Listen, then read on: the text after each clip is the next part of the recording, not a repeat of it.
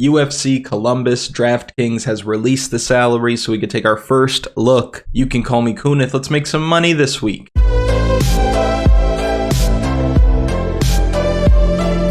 Last week we had some mixed results from a fantasy perspective.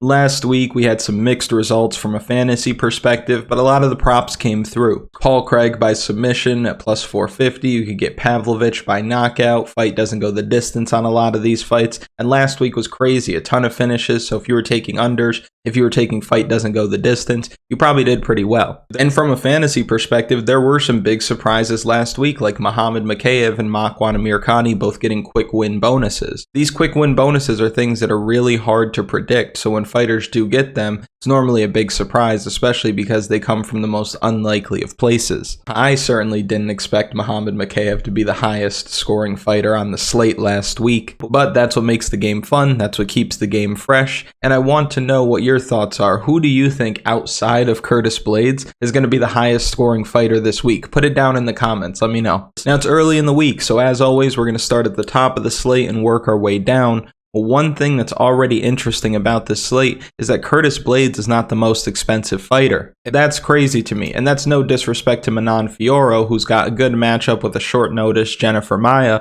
and maybe the short notice replacement is pushing her up a little bit, but I'm surprised that Curtis Blaydes having the highest scoring ceiling on the slate and probably the highest scoring ceiling in the UFC based on what we've seen him do over a 5-round period. It just doesn't make sense for me to pay up for this when I could get Curtis Blaydes for cheaper.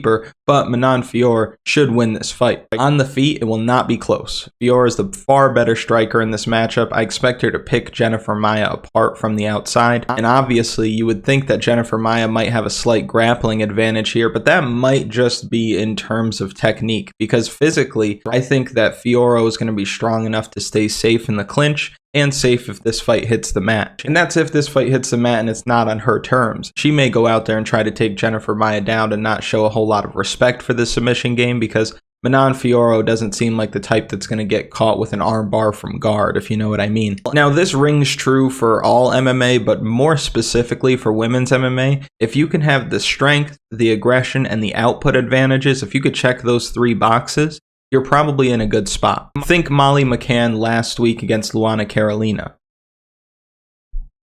McCann was the stronger fighter. She was more aggressive.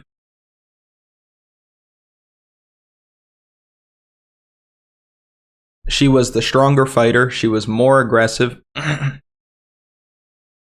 She was the stronger fighter physically, you can tell in the clinch. She was more aggressive, she was constantly moving forward, and she was throwing a lot of strikes, so she was very active. So she's checking those 3 boxes, and of course, she wins one of the craziest knockouts I've ever seen. But again, just kind of touching on the ceiling from a DraftKings perspective, she's not a must-play this week, in my opinion. I say that because historically, Jennifer Maia is a decision machine. She almost always goes the distance, and I expect that this weekend. So Manon Fiorot, by decision, is probably your best bet here. I don't know what that is as a prop, but that's probably something I'll be taking later in the week and telling you guys to take later in the week when I have a hard line for that. Now, she could end up having a dominant performance like she did in her last time out over a 3-round stretch, but if she's scoring less than 100 points at this price point, it might keep you away from Curtis Blaydes or let you get to Blaydes and force you to play somebody who's really, really cheap on this card who isn't going to win. So I'm off her on DraftKings this week, but Manon Fiorot by decision seems like a really good spot for you to be if you're just straight betting. Now at 9,200, we have Curtis Blaydes. He's our favorite in the main event. He's going against Chris Daukaus this week. And it's, again, shocking to me that he's not the most expensive fighter on this slate because the takedown upside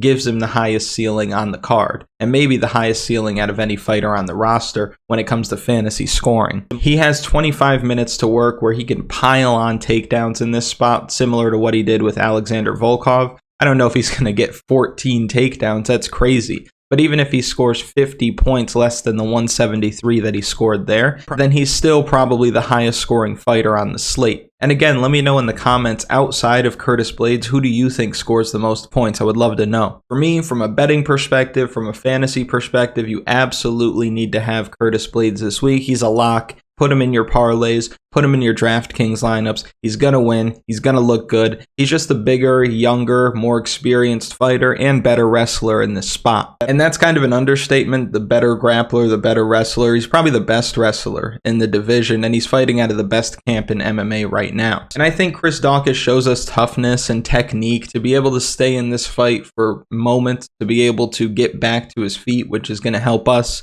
as fantasy owners for Curtis Blaydes because he's going to continue to rack up these takedowns. But ultimately, I don't see this fight going the distance. I think Curtis Blaydes smashes Chris Daukaus this week. I think that he's going to finish this by way of ground and pound, probably from side control with elbows. Curtis Blaydes is by far one of the most talented fighters in the division, and he's really only losing to those who have crushing one-shot knockout power. That's Francis Ngannou twice and Derek Lewis, but Chris Daukaus doesn't present that same kind of challenge. He's more of a volume guy. He's more of a speed guy. Every time anybody breaks down Chris Daukaus, they talk about how he lacks punching power for the division. So I don't expect him to be able to get the respect from Curtis Blaydes to keep him off of him, and I don't expect him to be able to put him out with one shot to be able to stop the fight. So give me Curtis Blaydes by knockout this week. I think Chris Daukaus probably fights somebody like Alexander Volkov next time out, since they're both coming off some losses. Next at 9,100, Askarov is fighting Kara-France this week. Askarov likes to wrestle, control his opponents, slow the pace of the fight. He's very good at managing the fight and where it goes. And he's super technical. He can fight for a strong pace for all 3 rounds, which we kind of hope for at 125 pounds.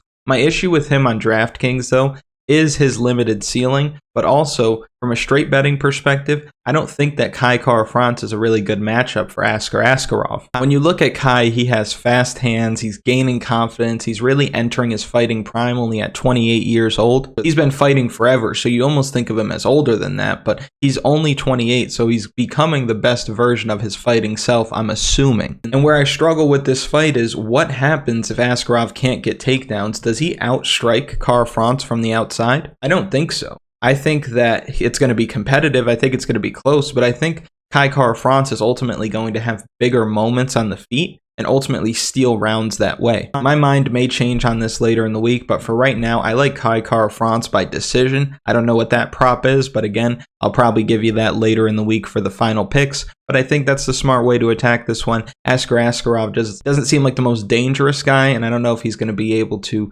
get the respect from Kara-France. Next at 9,000, we have Alexa Grasso. She's fighting Joanne Wood this week. I think this is a sleeper fight of the night candidate just because both of these ladies are going to be looking to strike. They're both tough, and they both throw a decent amount of strikes. I say throw a decent amount of strikes, but really it's a ton of strikes. Joanne Wood throws no less than 150 typically, and Alexa Grasso has thrown well over 100 in most of her UFC contests. So I think this is going to be a fun one either way. And while both of these fighters throw a lot of strikes, they don't really have a ton of power. So I expect this fight to be close one way or the other, but I think that Alexa Grasso is going to be landing the more meaningful strikes on the feet. I think that she's going to look a little bit sharper and a little bit more accurate than Wood. So I think the most likely outcome here is Alexa Grasso by decision, but I don't expect her to score you that many points on DraftKings. She's not really going to be looking for takedowns. Joanne Wood might look for a takedown or two herself. So she's really looking at around a 70 to 80 point performance this week if she doesn't get the knockout. So again, the pick for me is Alexa Grasso by decision. From a DraftKings perspective, I'll probably stay away,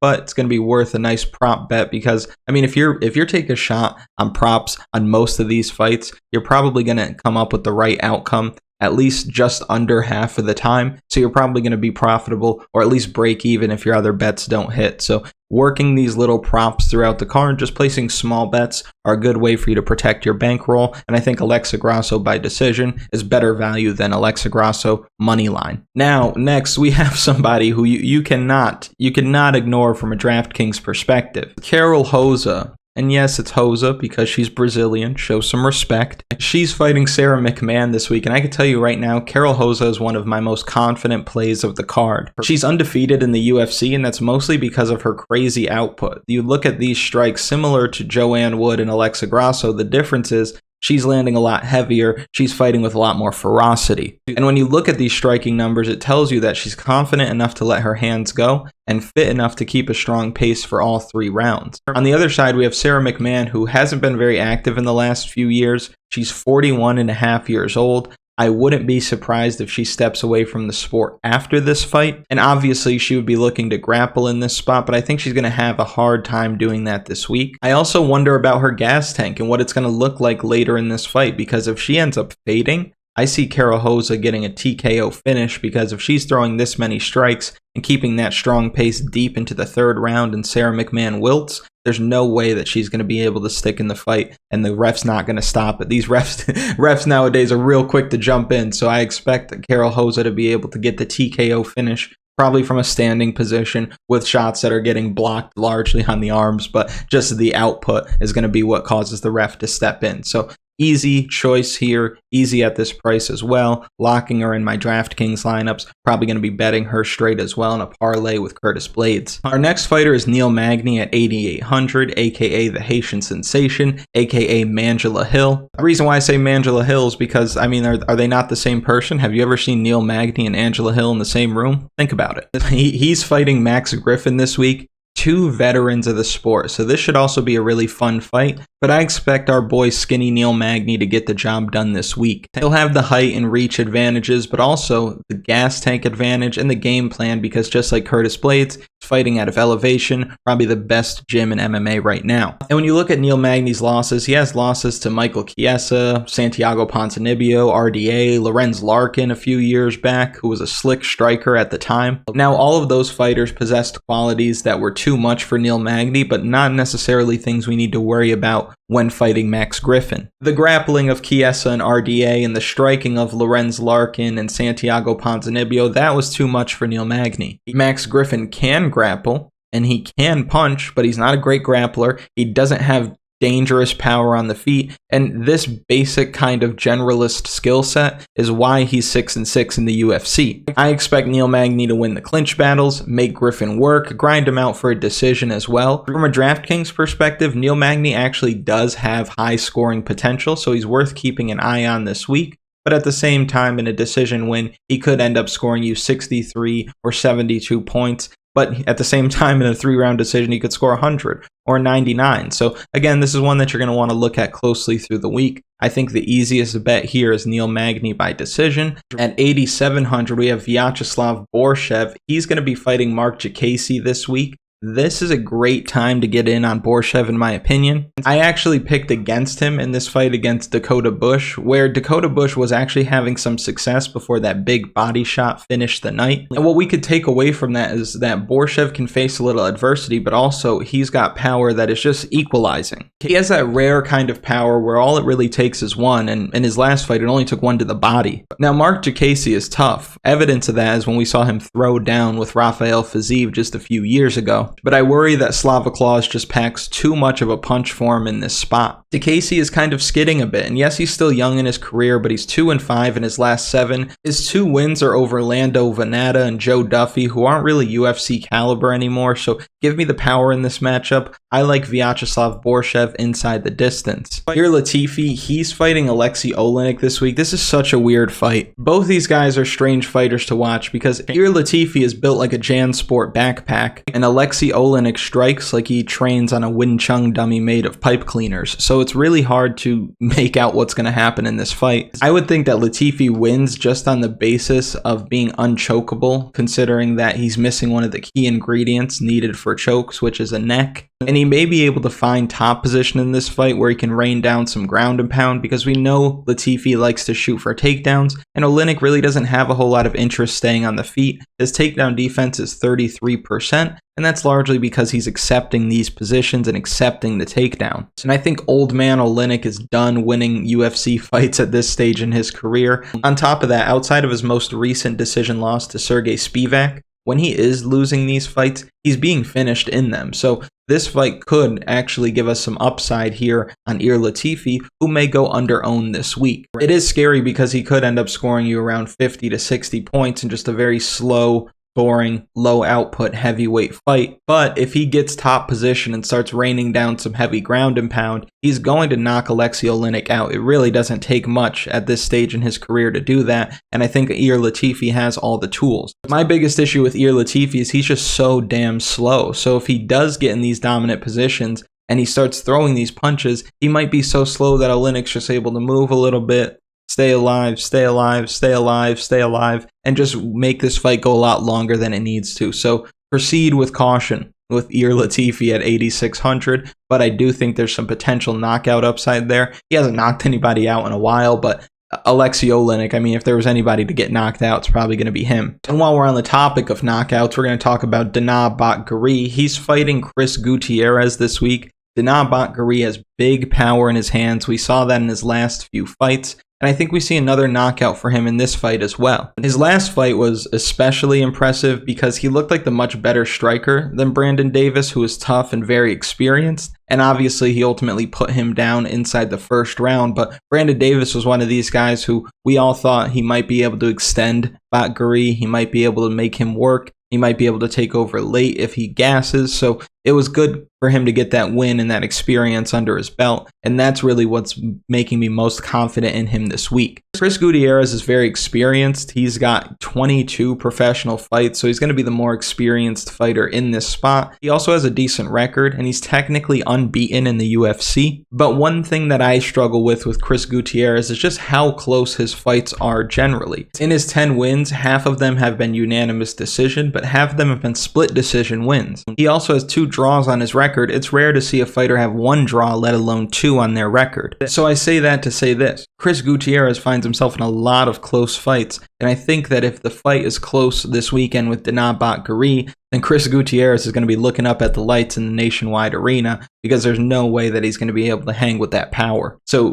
give me Dana Bakgari by knockout at 8,500. David Dvorak, he's fighting Matheus Nicolau this week. Dvorak has been perfect in the UFC, as you can see, but he's basically fought the worst the division has to offer. And on the other side, Matheus Nicolau has fought the likes of Tim Elliott and Manel Kape recently. And while David Dvorak is extremely sharp, I do like Matheus Nicolau in this spot this week. This fight is almost striker versus grappler. Dvorak is sharp and technical on the feet, and he can grapple. We saw that in his last fight when he got a first-round submission, but he's not looking to get this fight to the ground. Make no mistake, he would definitely prefer to strike. Nicolau, on the other side, would prefer to get this fight to the ground, control Dvorak for as long as possible, and you guys know me by now, I normally lean toward the grappler, and I like to look at Nicolau's last fight against Tim Elliott, because we know how slippery Tim Elliott could be. We recently saw him out-grapple Tagir Ulanbekov, and definitely out-grapple the inside of his gloves. But when you look at how Matheus Nicolau was able to control him on the ground, I think we could pull a lot of confidence from that performance. So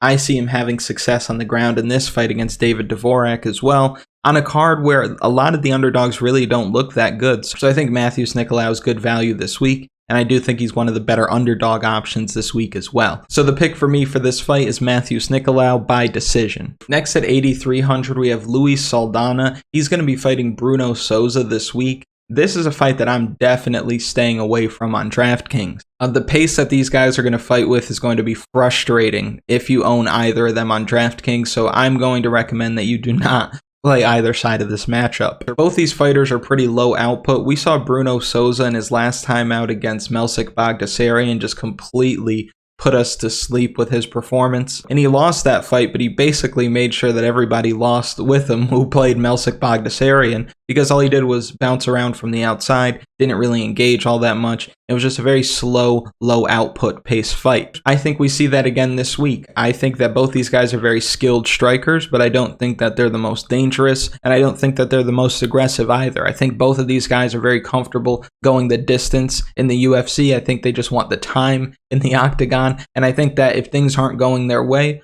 both of them aren't great at fighting from behind. So give me this fight goes the distance. I don't even know who I want to say wins one way or the other. I think I'll give you a hard lean on that later in the week. But I could tell you with confidence today that I will not be playing either side of this on DraftKings. Definitely not the Saldana side at 8,300 with the way that the pricing is on this card. And next at 8,200, we have Matt Brown. It's a home game for Matt Brown fighting in Ohio. Shout out Demetrius, Ohio stand up. He's fighting Bryan Barberena, and I love this fight because both these guys are pretty hittable. They swing bombs, and I expect one of them to go down in this fight. I don't expect this fight to go the whole 15 minutes. Matt Brown has solid power. Bryan Barberena has a lot of miles on him, so a well-timed hook or elbow could definitely put him out. But we saw Matt Brown recently knock out Diego Lima. He's got the Ben Saunders, Diego Sanchez knockout. And he shows a knockout loss here, Miguel Baeza. But if you watch that fight, you'll see that Miguel Baeza was on skates in round 1.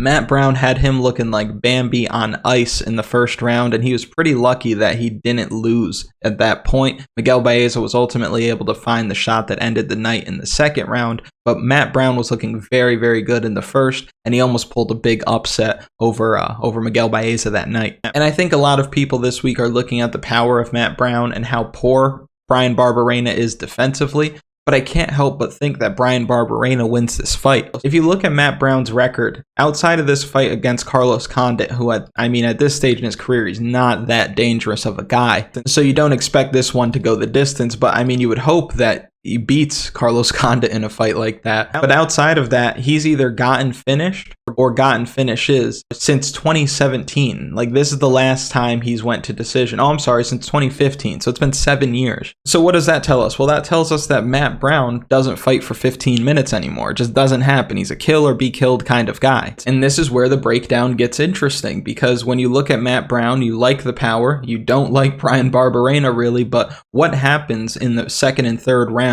when Bryan Barberena hasn't gone anywhere? If Matt Brown has thrown everything in the kitchen sink at him for the first 5 minutes of this fight, and Bryan Barberena, who's notoriously tough and can fight hard the later that this fight goes, is still hanging around, then I think Matt Brown is in a lot of trouble. I think that the gas tank and the durability of the 41-year-old Matt Brown is going to be really tested in this fight. And I don't think that he's going to be able to fight well if he's tired in this spot. And Bryan Barberena doesn't stop. It doesn't always look good, but he doesn't stop. And if he's able to keep coming late into the third, he probably picks up a TKO finish at some point. I just don't expect this fight to go the distance. And I see that a lot of people are on Matt Brown this week. So I'm looking for leverage. And I'm also looking at just the cardio advantage, which is such a difference maker in MMA more often than not. So the pick for me for this fight is Bryan Barberena by decision. Now I'm going to build lineups for you in the video later in the week, but I'm going to quickly go through the plays that are at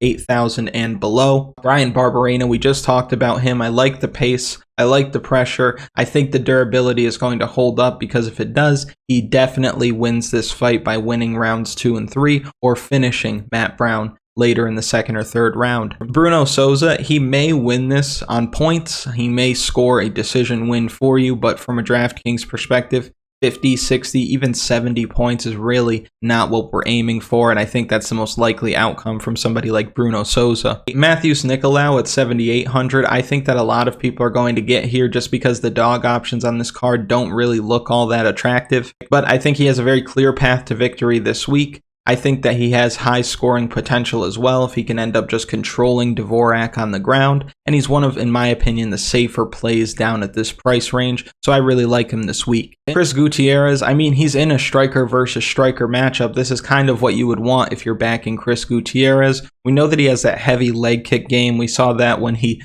turned Vince Morales' legs into linguini, but I don't expect him to be able to handle the power coming back his way. But he could surprise us, and he could actually end up staying on the outside, winning a close fight, because again, he's in a lot of close fights, but he wins a lot of close fights, so you got to show respect where it's due. I think Chris Gutierrez at 7,700 isn't completely outgunned here, but I really, really like the power on the other side. Aleksei Oleinik, he's just the kind of guy who it's very, very scary to bet on. He's skidding. He's on a 3-fight losing streak. Granted, these are some of the better fighters in the division. He's taking a big step down right now. I think that Ilir Latifi is more Maurice Green caliber than he is Derek Lewis, Chris Daukaus, or Sergey Spivak. But at the same time, Aleksei Oleinik's just so old. Maybe he just wants the 60 in the win column and then he's done, and it's just been years since he's been able to make it happen. But we'll see. I do still like Latifi in this spot. I don't really care for Aleksei Oleinik. Marc Diakese, I think that he's got the experience advantage, and I think that he can wrestle effectively if he decides to. But at the same time, I just think that he's outgunned on the feet from a power perspective, from a speed perspective. Max Griffin, same thing. I think that he's worse here everywhere except maybe punching power, but that's not going to be a huge difference maker. He doesn't have stinging power. He has okay power because the rest of his skill set is kind of average, so that's the better part of his average skill set. But I think that Neil Magny should have no problem taking care of business this week. Sarah McMann, you would hope that she's able to get takedowns and out-grapple Karol in the spot, but when she sees 200 punches coming her way, I think she's going to have a hard time adjusting to that. Joanne Wood, same kind of situation, 150 strikes from a better striker, somebody who's going to piece her up. Joanne Wood also, she's very fair-skinned. She's been fighting for a while, so she got that scar tissue built up as well. So she bleeds pretty easily, and optics-wise, it doesn't look good for the judges. So if she's a bloody mess after the first 3 minutes, then it's going to be a lot easier for Aleksei Grasso to win these rounds just based on what it looks like. Kai Kara-France, I think that he's one of the more valuable dog options on this slate. I think he's definitely got more paths to victory than most of the underdogs on this card. I don't think he's completely outgunned here. There's momentum. People probably want to see him win, and I wouldn't be surprised if he was able to find the chin at some point and not knock him out, not knock Askarov out, but again, just have bigger moments and steal rounds as a result. A decision win for Kai Kara-France seems like the most likely outcome this week. Might not score a ton of points on DraftKings, but you'll probably need him in your lineup to make the salary work. I expect him to be pretty popular this week, just name recognition alone. But again, a lot of these underdogs in this card just look like they are up against it this week. Chris Daukaus, I mean, I feel like you could even make a case for stacking this fight because Chris Daukaus might be able to get back up, have success on the feet, but ultimately, I don't see him winning this fight. It's hard for me to want to stack MMA fights just because normally they don't finish, but this might be a spot where you could get away with it. It's hard for me to tell you that with any kind of confidence just because Chris Daukaus has barely seen the second round in his UFC career, win or lose. And then Jennifer Maia, absolutely not. She is really up against it this week against the beast Manon Fiorot, so I'm not looking to play her this week. So as it stands right now, not a whole lot of underdogs that we're picking for the first look, for the breakdown, for the predictions video. Some of these things can change later in the week, so make sure you stick around and please like the video, subscribe to the channel, comment on the video who you think the highest scoring fighter is this week. I would love to know. I appreciate all you guys watching. I didn't expect all of this to grow as quickly as it did, and I'm having a ton of fun doing it. I'm having a ton of fun getting to know you guys, so I really appreciate it. You guys make me very happy. I wish you all the best, and I will see you later in the week. Peace.